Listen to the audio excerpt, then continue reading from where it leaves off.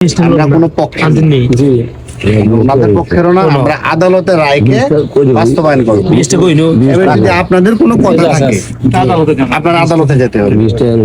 Commission করছি না, আমার কথা শেষ করি, আদালতে যেতে হবে। এখন আমাদের তো এখানে কোনো কিছু করার নেই, আমরা হচ্ছে আদালতে রায় বাস্তবায়ন করবো, আইন বাস্তবায়ন করবো, আমাদের কাছে এতটুকু।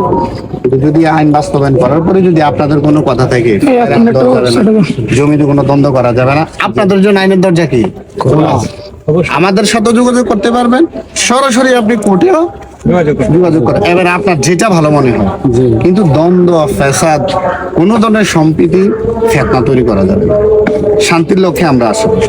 এখন আমরা আইডেন্টি করবো যে জিনিসটা নিয়ে আপনার দীর্ঘদিনের দ্বন্দ্ব, এমনও তো হইতে পারে আপনার অধীনেও জমিটা নেই, ওনার অধীনেও জমিটা নেই। এখন দুইজনে কিন্তু মামলা করে, আপনারা ভিটা বাড়ি বিক্রি করে শেষ, লুজার হয়ে গেলেন।